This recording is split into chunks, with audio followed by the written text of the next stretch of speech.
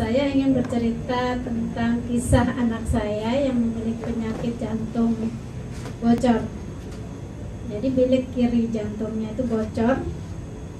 Bocornya seberapa, dokter nggak mau ngasih tahu, dan pokoknya divonis harus operasi. Awal mulanya emang panas badannya, tapi saya ke dokter itu sembuh. Terus begitu tanggal 4 Juli 2006 kondisinya drop, lemah gitu. Terus kondisi badan itu sendiri drop sampai berat badannya turun sampai 10 kilo. Terus awal Agustus masih bisa sekolah, tapi semakin lama semakin drop lagi. Jadi seperti nggak memiliki tenaga gitu, jalan cepet capek, lelah, letih.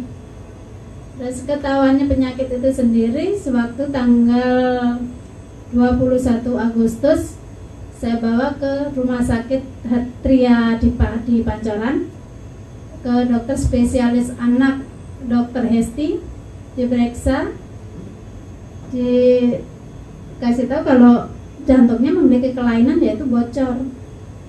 Tanggal 22 Agustus harus dilakukan ronsen kembali, terus tes asto, ambil darah. Tanggal 23 bisa nggak bisa harus masuk rumah sakit untuk menjalani perawatan. Setelah dikonsultasikan sama dokter, penyebabnya itu sendiri dari radang tenggorokan yang awalnya emang radang tenggorokannya akut, amandel. Terus pengobatannya nggak sampai tuntas karena unsur peminuman ini, antibiotiknya itu sendiri nggak teratur. Akhirnya dari infeksi radang tenggorokan yang nggak tuntas itu, pengobatannya nggak tuntas, turun ke jantung. Jantungnya mengalami infeksi, pembengkakan, terus radangnya itu sendiri udah boleh dibilang akut, sehingga dokter pas tanggal 25 Agustus menyatakan anak ini harus operasi segera mungkin.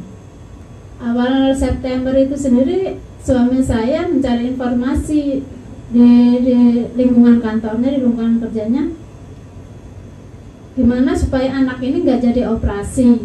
Akhirnya konsultasi sana sini di kantor itu menemukan sebuah majalah yang waktu itu emang kulitnya udah nggak ada, jadi tinggal baca-baca aja.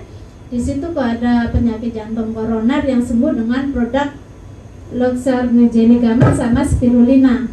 Jadi dua produk ini.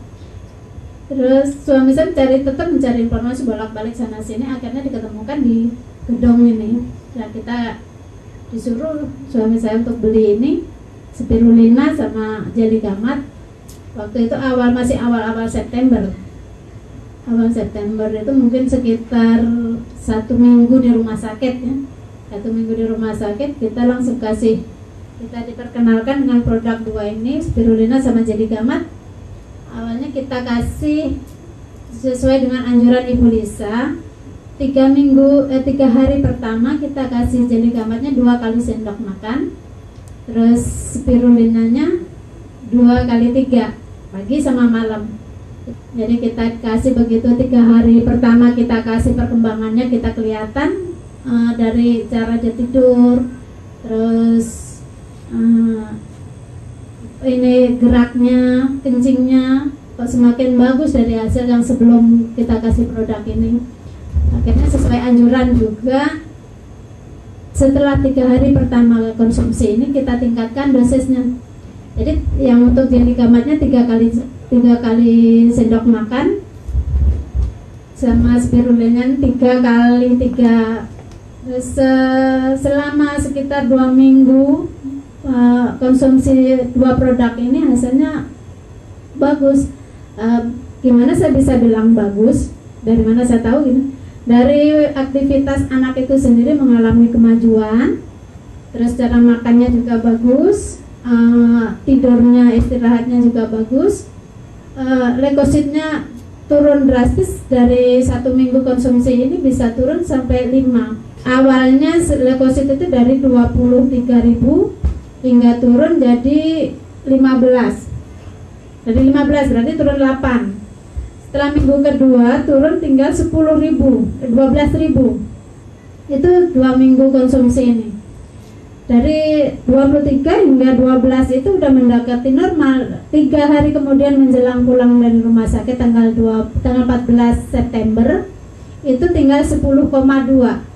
Di rumah 1 minggu tetap saya kasih ini. Tanggal 21 September kita kontrol ke dokter, itu leukositnya tinggal 8. Udah benar-benar dokter pun udah bilang, ibu udah bagus semuanya, leukositnya udah bagus, denyut nadinya bagus, jantungnya pun stabil katanya. Dan semoga dengan spirulina ini beserta jeli gamat bisa meningkatkan kreativitas anak saya pula, daya pikir, dan kembali sembuh seperti semula, bisa sekolah.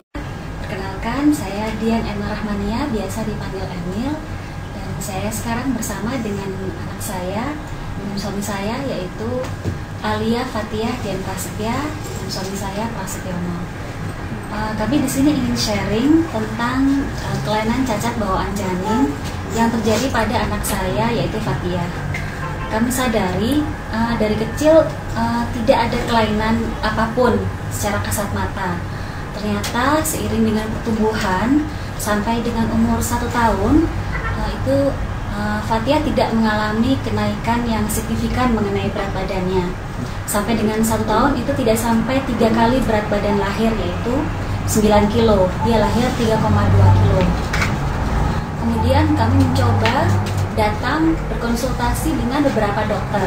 Nah, kemudian dokter menyarankan bahwa sepertinya Fathia ini ada kelainan cacat bawaan janin, yaitu jantung bocor, yaitu ASD, bilik kiri dan bilik kanan itu ada beberapa milimeter yang memang belum menutup sempurna.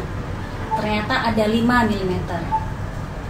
Kemudian dokter tidak memberikan resep apapun untuk memperbaiki kondisi itu. Kami mencoba jeli gamat Luxor. Setelah googling ke beberapa situs, ternyata dengan adanya jantung bawaan kelainan cacat bawaan janin ini bisa diselesaikan atau bisa diberikan penyembuhannya dengan jeli gamat Luxor dan spirulina pacifica.